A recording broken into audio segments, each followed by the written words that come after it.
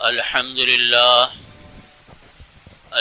لله نحمده ونستعينه ونستغفره ونعوذ بالله من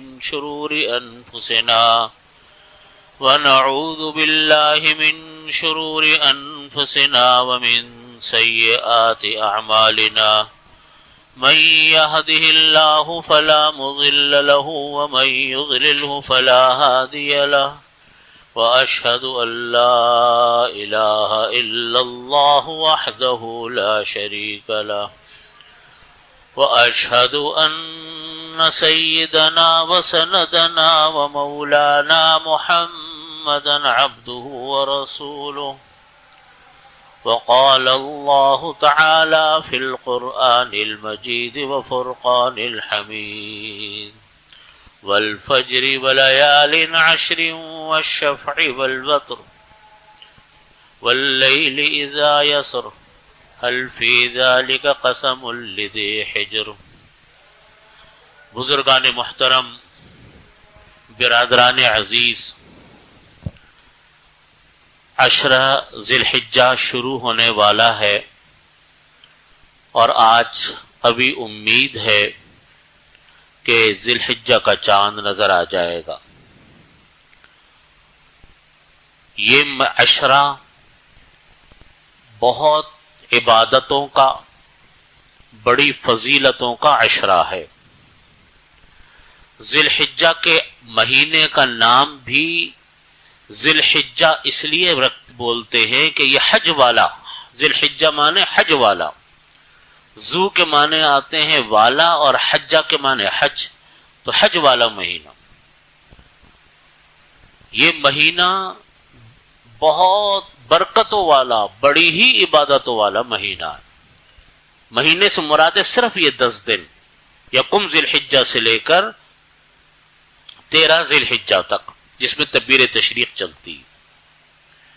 عبادتوں کا پورا ایک سلسلہ شب برات سے شروع ہوتا ہے، 15 شعبان المعظم سے، اور رات آتی ہے شب برات کی، شب برات کی۔ اس کے بعد پورا مہینہ گزرتا ہے رمضان المبارک کا، پھر شوال سے یہ اشہر حج شروع ہوتے، ان کو اشہر حج کہتے ہیں، حج کے مہینے، حج کی تیاریاں، حاجیوں کا حج پہ جانا، پھر اس کے طرح طرح کے انتظامات اور اس کی تربیتیں، یہ پورے حج کا مہینہ ہے، شوال، ذوالقعدہ، پھر ذی الحجہ۔ اس عشرے میں جو عبادتیں انجام دی جاتی ہیں وہ ایک نہیں ہے، کئی قسم کی عبادتیں۔ ہمارے ہاں ہم لوگ ذی الحجہ کے مہینے کو 2 چیزوں کے اعتبار سے جانتے ہیں۔ ایک اس اعتبار سے کہ اس مہینے میں حج ہوتا ہے، وہ تو اللہ رب العزت جس کو موقع دے وہ حج پر چلا گیا۔ باقی لوگ قربانیاں کرتے ہیں، یہاں تک ہم اس کو اہمیت دیتے ہیں، لیکن جو شروع کے دن ہیں اس کے ہمارے ہاں لوگوں کو زیادہ معلومات نہیں۔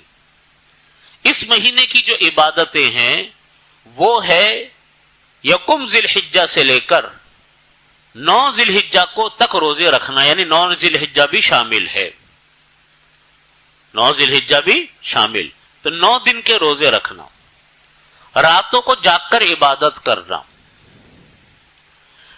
چاند رات کو شب بیداری کر کے عبادت کرنا، قربانی کرنا، حج کا کرنا، اور جو لوگ قربانی کرنے والے ہیں ان کا بال اور ناخن نہ کاٹنا جب سے کہ چاند نظر آ جائے، اور قربانی کرنے تک بال اور ناخن نہ کاٹے، اور تکبیر تشریق پڑھنا۔ 7 چیزیں بنتی ہیں۔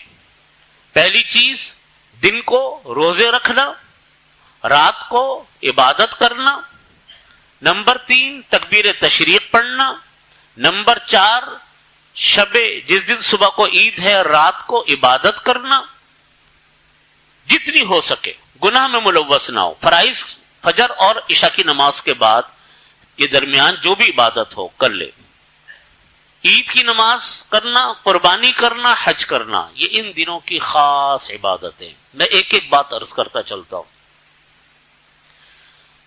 نبی کریم صلی اللہ علیہ وسلم نے فرمایا کہ جو انسان ذی الحجہ کا چاند نظر آنے کے بعد یکم ذی الحجہ سے لے کر 9 ذی الحجہ تک روزے رکھے گا تو ایک دن کے روزے کا ثواب 1 سال کے روزے کے برابر ہے۔ ہم جب عید رمضان کے بعد شش عید کے روزے رکھتے ہیں نا، 6 روزے جو رکھتے ہیں شوال میں، اس کے بارے میں آتا ہے کہ 6 روزے 1 سال کے برابر ہے، اور یہاں ایک روزہ 1 سال کے برابر ہے۔ آپ اندازہ کرو کتنا اجر و ثواب ہے۔ نمبر 2، رات کی عبادت کا ثواب شب قدر جیسی عبادت کا ثواب ہے، ہر رات کی عبادت کا۔ پورے رمضان المبارک میں ایک شب قدر آتی ہے اور اس کے بارے میں بھی پتہ نہیں ہوتا کہ کون سی دن شب قدر آئے گی۔ یہاں فرمایا گیا کہ شب قدر جو ہے وہ روزانہ کوئی انسان عبادت کرے تو اس کا ثواب شب قدر کی عبادت جیسا ہے۔ حضرت مفتی شفیع صاحب رحمۃ اللہ علیہ کی کتاب احکام حج، انہوں نے احکام حج میں یہ مسئلہ لکھا کہ مزدلفہ کی جو رات ہوتی ہے وہ شب قدر سے افضل رات ہوتی ہے۔ تو یہ معمولی مہینے نہیں ہے۔ اب پھر دن کے وقت میں روزے اور رات کے وقت میں عبادت، بشرط یہ کہ 5 نمازیں اہتمام کے ساتھ جماعت کے ساتھ پڑھنے کا اہتمام کریں، جس طریقے سے ہم لوگ رمضان المبارک میں کرتے ہیں، گناہوں میں مبتلا نہ ہو، اور اللہ تعالی کو ان دنوں میں چلتے پھرتے تکبیر، تحلیل، تحمید بہت پسند ہے، ذکر اللہ بہت پسند ہے۔ استغفار کرے، درود شریف پڑھے، تکبیر پڑھے اللہ اکبر، تحلیل کریں لا الہ الا اللہ محمد رسول اللہ، تحمید کہیں الحمدللہ رب العالمین یا الحمدللہ۔ تو اگر ہمارے بزرگوں نے لکھا کہ اگر کوئی انسان تیسرا کلمہ پڑھے تو ساری چیزیں آ جاتی ہیں تیسرے کلمے میں، لا الہ الا اللہ واللہ اکبر ولا حول ولا قوت الا باللہ العلی العظیم، سبحان اللہ والحمدللہ ولا الہ الا اللہ واللہ اکبر ولا حول ولا قوت الا باللہ العلی العظیم۔ سبحان اللہ تسبیح ہو گئی، والحمدللہ تحمید ہو گئی، سبحان اللہ والحمدللہ ولا الہ الا اللہ یہ تحلیل ہو گئی، کلمہ طیبہ ہو گیا، اور ولا الہ سبحان اللہ والحمدللہ ولا الہ الا اللہ واللہ اکبر یہ تکبیر ہو گئی، ولا حول ولا قوت الا باللہ یہ تو ویسے ہی اللہ کو بے تحاشا کلمہ پسند ہے، جنت کے خزانوں میں سے ایک خزانہ ہے۔ استغفار کی کثرت اور درود شریف کی کثرت، چلتے پھرتے بس یہ ذکر کرتے رہو، یہ بے تحاشا مقبول اعمال میں سے ایک عمل ہے۔ یہ جو میں نے بات آپ کو عرض کی کہ دن میں روزہ رکھنا، رات کو عبادت کرنا، یہ 8 ذی الحجہ تک کا ثواب ہے۔ ہر دن کے روزے کا ثواب 1 سال کے روزے کے برابر۔ تو ایک آدمی نے اگر 8 روزے رکھے، 8 سال کی عبادت کا ثواب اس کو ملا، اور 9 ذی الحجہ جس کو یوم عرفہ کہتے ہیں، یوم عرفہ سے مراد یہ نہیں جب وہاں حاجی کا حج کر رہے ہو، بلکہ یہاں مراد ہے 9 ذی الحجہ جو ہمارے پاکستان کی 9 ذی الحجہ بنے گی۔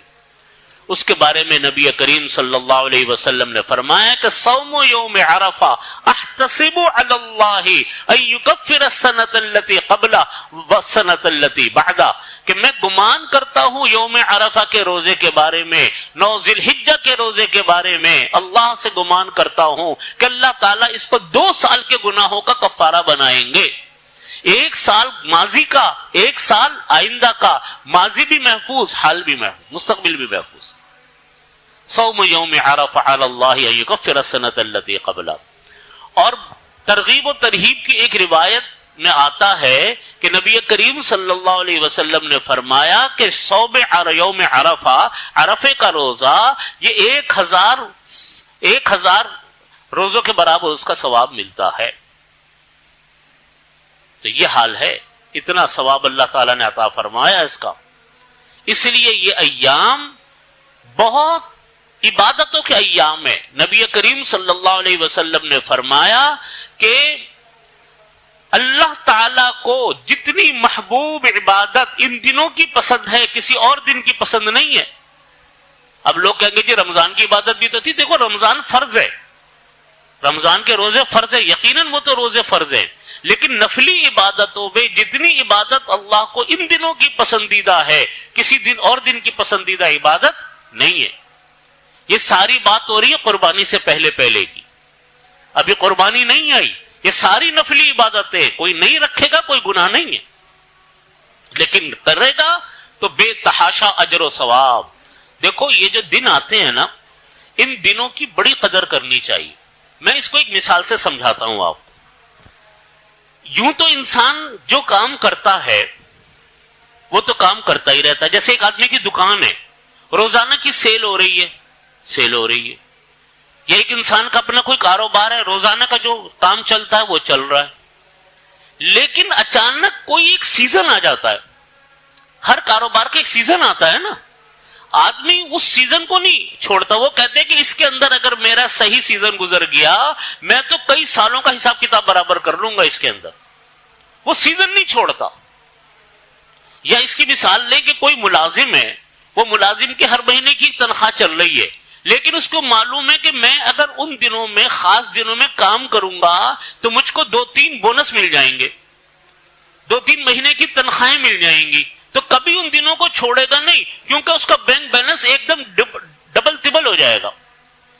یہ مسلمانوں کے سیزن ہے، رمضان کا مہینہ یہ فرائض کا مہینہ ہے، فرض کا ثواب تو سب سے زیادہ ہوتا ہے۔ پھر یہ عشرہ ذی الحجہ، یہ ایسا سیزن ہے کہ کوئی انسان اپنی نیکیوں کو ڈبل ٹرپل جو دل چاہے کرنا چاہے وہ کر لے، یہ اس کے لیے بہترین موقع ہے اپنے نامہ اعمال کو بڑھانے کا۔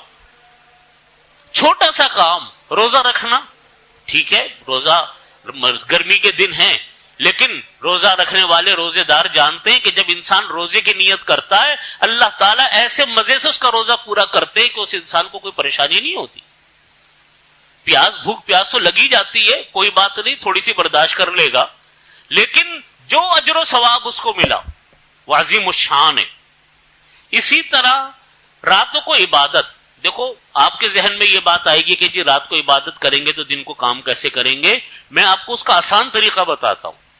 عشاء کی نماز، مغرب کی نماز، فجر کی نماز جماعت سے، اس وقت میں اس فرائض اور واجبات کے بعد جتنی نفلی عبادت آپ کر سکتے ہو آسانی سے، خوش دلی سے، وہ روزانہ کی بنیاد پر کر لو۔ آپ رات کو بیٹھ کے یہ جو میں نے عرض کیا، سبحان اللہ والحمدللہ 3 کلمہ پڑھ لیا، درود شریف کی تسبیحیں پڑھ لی، استغفار کی تسبیحیں پڑھ لی، یہ ذکر و اذکار آپ نے کیا، قرآن پاک پڑھا، تھوڑی سی تلاوت کی، تہجد کی نماز پڑھی۔ تہجد کے لیے آخر شب میں اٹھنا بہت افضل بات ہے، لیکن کوئی ضروری نہیں ہے۔ تہجد عشاء کی نماز کے بعد جب دل چاہے تہجد پڑھ سکتا ہے آدمی، 1 گھنٹہ، 1.5 گھنٹہ، 2 گھنٹہ، جس کی جیسی طبیعت ہو نمازوں کے بعد وہ بیٹھ کے تھوڑا بہت کچھ ذکر اذکار کر کے پھر بے شک سو جائے۔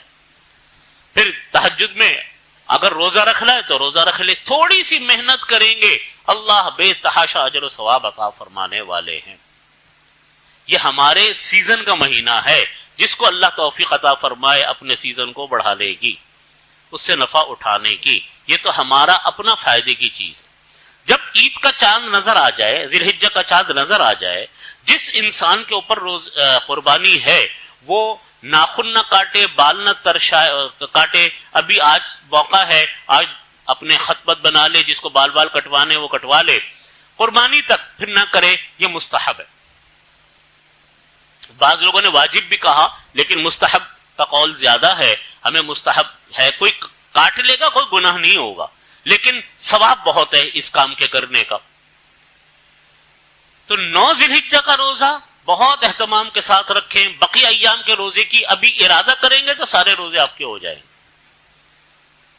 پھر آ جائیے 9 ذی الحجہ کی جب فجر ہوتی ہے، اس کے بعد ایک واجب ہمارے اوپر ہے، وہ تکبیر تشریق پڑھنا، اللہ اکبر لا الہ الا اللہ واللہ اکبر وللہ الحمد، بآواز بلند، اتنا کہ مسجد گونجے مردوں کے لیے، سلام پھیرتے ہی بآواز بلند زور سے 9 ذی الحجہ سے لے کر 13 ذی الحجہ کی اثر اس میں شامل ہے، یعنی عید کا چوتھا دن، اس وقت تک ہر فرض نماز کے بعد بآواز بلند تکبیر تشریق پڑھے۔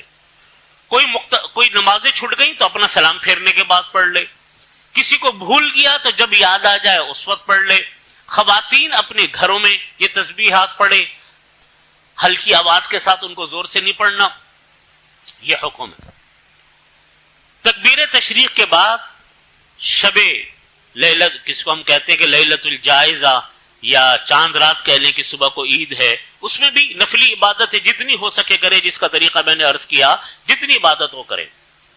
عید کی نماز اہتمام کے ساتھ ادا کریں. قربانی ہر اس انسان کے اوپر واجب ہے جو بالغ ہو، مسلمان ہو، عاقل ہو، بالغ ہو، مسلمان ہو، اس پر قربانی واجب. اور اس کی نصاب اس کا یہ ہے کہ اس کی ملکیت میں 52.5 تولہ چاندی یا اس کے برابر رقم موجود ہو تو اس کے اوپر قربانی آتی ہے. مجھے اس کا صحیح رقم یاد نہیں، کیونکہ آج کل سونے چاندی کا ریٹ روزانہ کے حساب سے بدل رہا ہے، لیکن رمضان المبارک میں 1.25 لاکھ 1,45,000 کے لگ بھگ رقم بیٹھتی تھی. اب مجھے معلوم نہیں اس وقت کیا، پتہ کر لیجئے گا. 52.5 تولہ چاندی جس انسان کی ملکیت میں ہے اس کے اوپر قربانی کرنا لازم ہے، واجب ہے. نبی کریم صلی اللہ علیہ وسلم نے فرمایا کہ جو آدمی من وجد سعتا ان یضحی فلم یضحی فلا یحضر مصلانا او کما قال صلی اللہ علیہ وسلم.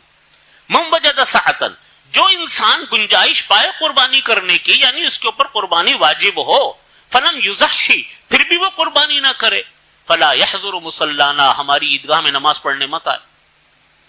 اتنا سخت حکم فرمایا کہ ہمارے ساتھ عیدگاہ میں مت آؤ. قربانی واجب ہے پھر بھی قربانی نہیں کرتے.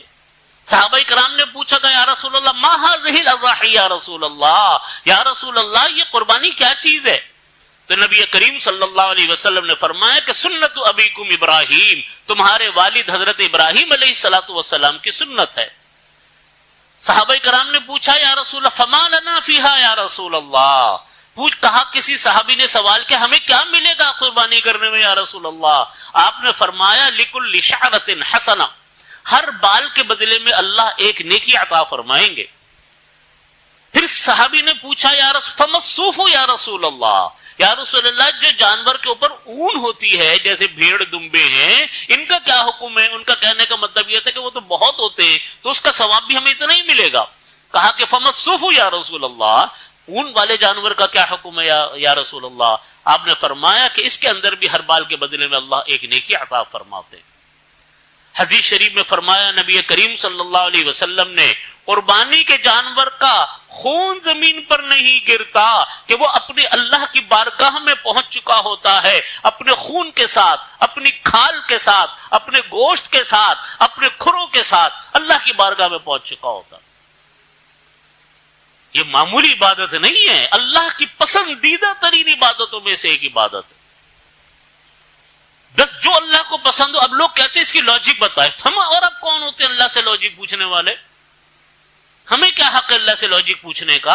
آپ کا کوئی ملازم ہو، آپ اپنے ملازم کو کہا کہ بھائی تم میرے لیے 2 کلو ٹماٹر لے آؤ، 2 کلو گوشت لے آؤ، 1 کلو پیاز لے آؤ. وہ کہے ملازم آپ سے کہ مجھے لاجک سمجھاؤ کہ تمہیں 2 کلو کی ضرورت کیوں ہے؟ تمہارے گھر میں تو 5 آدمی ہیں، منگوا رہے ہو تم 2 کلو گوشت، تو کیوں؟ ٹماٹر کی 2 کلو منگوایا، 1 کلو کیوں نہیں منگوایا؟ مجھے لاجک دو. آپ ایسے ملازم کو برداشت کرو گے کہ جو ہر روز آپ سے یہ سوال کرے کہ اپنے کام کا مجھے جواب دو کہ کرتے کیوں ہو؟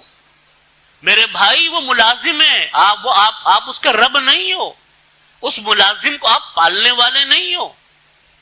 اللہ ہمارا رب ہے، اللہ ہمارا خالق ہے، اللہ ہمارا مالک ہے، اللہ ہمارا رازق ہے. رزق وہ دیتا ہے، صحت وہ دیتا ہے، زندگی وہ دیتا ہے. پیدا ہم اس کے حکم سے ہوئے، مریں گے ہم اس کے حکم سے، سب کچھ اس کے حکم سے ہے. وہ جب ایک حکم دیتا ہے کسی بندے کی کوئی مجال نہیں کہ اللہ سے یہ پوچھے کہ یا اللہ اس کا حکم کیا. وہ جاہل ہیں، وہ لوگ ناواقف ہیں، وہ لوگ جو یہ کہتے ہیں کہ صاحب قربانی کے بجائے آپ جو ہیں وہ تعلیم پہ پیسہ لگا لو، قربانی کے بجائے تم فلانے کی شادیاں کر لو. میں ایسے لوگوں سے کہتا ہوں کہ پورے سال فضول خرچیاں کرنے والے لوگ، شادیوں پہ کروڑوں روپے خرچ کرنے والے لوگ، دنیا اپنے کپڑوں پر ہزاروں کروڑوں لاکھوں روپیہ خرچ کرنے والے لوگ، اس وقت ان کو کبھی غریب یاد نہیں آتا، اس وقت ان کو نہ کبھی غریب کی تعلیم یاد آتی ہے، نہ کبھی کوئی اور اس کو چیز یاد آتی ہے، لیکن جہاں اللہ کا حکم آیا، جہاں اللہ کا فرمان آیا، ان کو تعلیم یاد آنی شروع ہو گئی، ان کو دوسری چیزیں یاد آنی شروع ہو گئی۔ بات یہ نہیں ہے، بات یہ کہ جو اللہ کا حکم ہے وہ پورا کرنا، چاہے عقل میں آئے یا نہ آئے۔ یہ تو میں نے جیسا عرض کیا، اللہ کو ہمارے لن ینال اللہ لحومها ولا دماؤها، اللہ نے قرآن کریم میں فرمایا کہ ہرگز اللہ کو کسی انسان کا گوشت اور خون نہیں پہنچتا، اللہ کو تو تمہارا تقوی پہنچتا ہے، ولکن ینالہ التقوی منکم، اللہ کو آپ کا تقوی پہنچتا ہے۔ یہ تو ہماری بخششوں کے لیے ہے، ہمارے نامہ اعمال کو بڑھانے کے لیے ہے، اپنی آخرت سنوارنے کے لیے ہے۔ ایک حدیث شریف ہے، اگرچہ روایت کے اعتبار سے ضعیف ہے، فرمایا نبی کریم صلی اللہ علیہ وسلم نے سمنوا ضحایاکم فانھا علی الصراط مطایاکم، اپنے جانوروں کو موٹا تازہ کرو کیونکہ یہ تمہارے پل صراط پر سے گزرنے کی سواریاں ہوں گی۔ پل صراط پر سے گزرنے کی سواریوں کا ایک مطلب تو یہ کہ ان کے اوپر بیٹھ کر آپ سواری کر کے نکل جاؤ گے، دوسرا مطلب یہ ہے کہ ان کے اجر و ثواب اتنا زیادہ ہوگا کہ اس کی وجہ سے پل صراط پر سے گزرنا آسان ہوگا۔ تو آپ اندازہ کریں نا، ایک جانور کے بالوں کے برابر انسان کو نیکیاں مل جائیں تو کوئی گن سکتا ہے ان بالوں کو؟ ہم اپنے سر کے بال نہیں گن سکتے، جانور کے بال کہاں سے گنیں گے؟ یہ تو ہمارے اور آپ کی مغفرت کے لیے، ہمارے آپ کے درجات کو بڑھانے کے لیے ہے۔ اس لیے نبی کریم صلی اللہ علیہ وسلم نے فرمایا کہ خوش دلی سے قربانیاں کیا کرو۔ حضرت تھانوی رحمۃ اللہ علیہ نے فرمایا کہ زیادہ پیسوں کے چکر میں مت پڑا کرو کہ جب جانور مہنگا ہو گیا، دل رنجیدہ ہو رہا ہے، سب اتنا مہنگا جانور ہو گیا کیسے لیں گے، نہیں، خوش دلی سے قربانی کرو۔ یہ قربانی آپ اللہ کی بارگاہ میں پیش کر رہے ہو، اس کا ثواب بھی آپ کو جائے گا، اس کا گوشت بھی آپ کو جائے گا، اور آخرت کے جو ثواب ہے وہ اس کے علاوہ ہوگا۔ اس لیے قربانی خوش دلی سے کریں اور تیاری کے ساتھ کریں، اور جو کام پیسہ اللہ کی بارگاہ میں خرچ ہوتا ہے وہ نظر آتا ہے خرچ ہوتا ہوا، کمی کوئی نہیں آتی اس پیسے سے۔ جو لوگ قربانیاں کرتے ہیں ان سے پوچھو کہ سال بھر میں کتنی کمی واقع ہوئی آپ کے پیسے میں، کچھ نہیں ہوتا۔ اس لیے یہ مہینہ عشرہ بڑے اہتمام سے گزاریں، قربانی اہتمام سے کریں، اور اللہ تعالیٰ سے دعا کریں کہ اللہ تعالیٰ اس کو قبول کریں۔ انشاءاللہ بقیہ تفصیل جو ہے وہ اگلے جمعے بھی جاری رہے گی انشاءاللہ۔ السلام علیکم۔